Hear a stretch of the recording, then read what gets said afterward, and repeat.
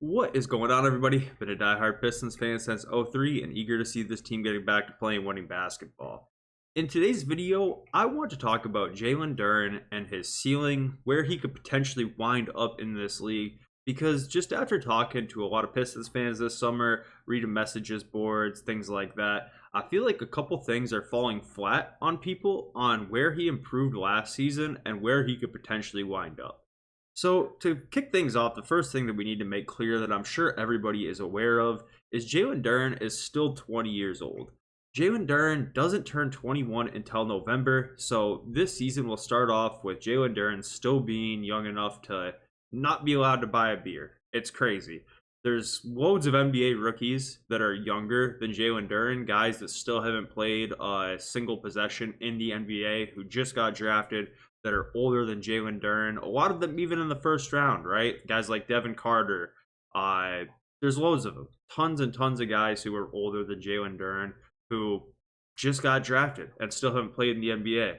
So that fact alone, that just shows you how much more room he has for growth. Even guys like Asar Thompson, who was drafted the year after Jalen Duren on our team, is older than Jalen Duren. And it's not even, it's by a lot too. Like, it's by a good bit. It's not by like a couple days. So that alone should give you a lot of faith in what Jalen Duren can become. But the fact of the matter is he's already been a good player, a great player, honestly. Of course, he still has some things to improve on, but that's kind of where I want to lead this conversation anyways. But it's most likely going to happen considering he's 20 years old. You look at NBA players at 20 years old, how many of them were even close to their ceiling at 20? Very, very few of them. The short list you could come up with were probably guys who actually never got to their true ceiling because they got injured. So when we're looking back on last year for Jalen Duren, something that I feel like gets swept way under the rug and not talked about nearly enough, didn't have enough light shine on it because it's like not something that will, jump off the tape, and the Pistons were also pretty bad last year, is the fact that he improved his free throw percentage all the way up to 79% from the free throw line. His rookie season, he was 61% from the free throw line, and last season, he was 79% from the free throw line. So that's obviously great. Making your free throws is an awesome thing. You want to make free throws, but they've always said that free throw is a bigger indicator for jump shot development than like 3-point percentage in college and stuff like that. So when we're talking about Jalen Duren's ceiling, hypothetically, if this dude develops a jump shot, he could be one of the most dangerous bigs in the NBA right away. The current version of Jalen Duren plus a league average jumper is one of the most dangerous NBA centers that would be in the league instantaneously, and that's before we even get to the defensive side of the ball. So when we're looking at jump shots, talking about guys like Asar Thompson, I hear so many people say, if Asar Thompson can develop a jump shot, he'll be a star, instant all-star. If Asar gets a jump shot, right away he will be great. What if Jalen Duren gets a jump shot? Is there any reason right now to believe that Asar Thompson's jump shot will develop any faster or any more likely to develop than Jalen Duren, besides the fact that he plays the wing?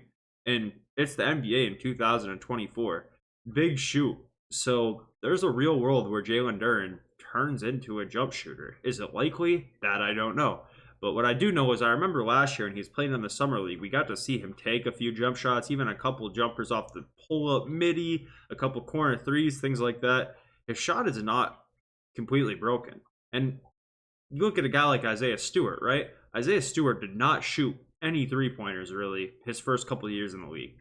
He did not shoot the ball like that whatsoever. I mean, maybe once or twice here or there, gets a kick out, late shot clock, he puts it up. But he did not shoot the ball at all until he was 21 years old, the age Jalen Duren is now. So there's a real world where Jalen Duren becomes a jump shooter. After looking at his improvements at free throw shooting last year, his mechanics are not completely busted. If he develops a jump shot, straight away he is a amazing player. All-star potential just from that alone. But then the defensive side of the ball is where more people give attention to. I hear way more people talk about Jalen Duren's shortcomings defensively last season than the strides that he made offensively. So to talk about Jalen Duren's defense, he doesn't block a ton of shots for a guy who has his physical stature. His athleticism, his frame, his build gives him the ability to be a potentially great defensive center, but we haven't really seen that yet for an entire season. But where we have seen that is in individual games. If you go back and look at the start of last year, those first couple of games that we won against like the Charlotte Hornets and the home opener against the Bulls, Jalen Duren was playing amazing defense in those games, especially for a 20-year-old center. I mean, he was playing great defense at certain points throughout his career already. It just isn't translated to long-term impact on the defensive end. And that's all I really look for, right? For a guy who's 20 years older at the time of those games, 19. If you can show me what you can be on your best day, I believe that your best day can become your average day over time. So I have no lack of faith whatsoever that Jalen Duren will eventually turn into at least a decent defender. And if those couple things happen, he continues to be a little bit of an offensive hub, passing the ball the way he has.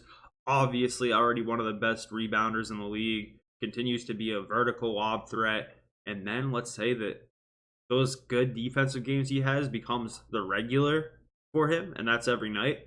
And then that 79% free throw shooting increases a little bit, and that's an indicator that he's actually going to develop a jump shot. Now he's taking a couple threes per game, making them at a decent rate, making the floor space even more.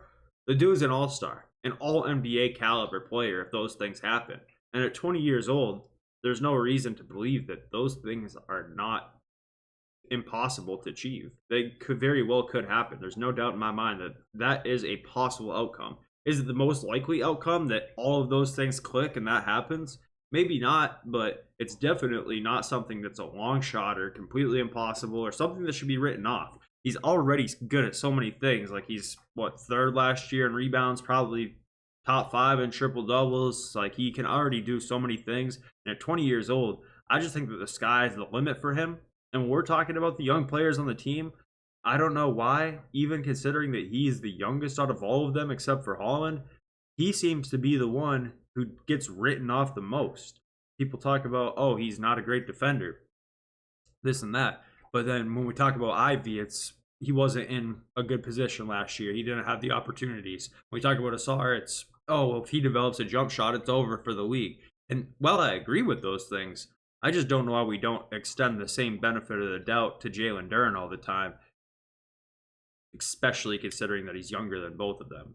So that's pretty much it, guys. Let me know what you guys think about like the high-end outcome about Jalen Duren. I kind of wanted to focus on the long-term vision here rather than talking about next season, because if we talk about next season, I mean, realistically, what do I think is going to happen next season? Slight improvements across the board. This is probably going to be a couple-year project to get to these levels where I'm talking about, where he's maybe a shooter and a great shot blocker and an all-star all-in-one. But yeah, just let me know what you guys think about the long-term impact of Jalen Duren. I know there's been some people in my comments saying that we should trade him, this and that. Just to put it out there, I don't think that's a good idea. So let me know what you guys think regardless. Catch up with y'all soon.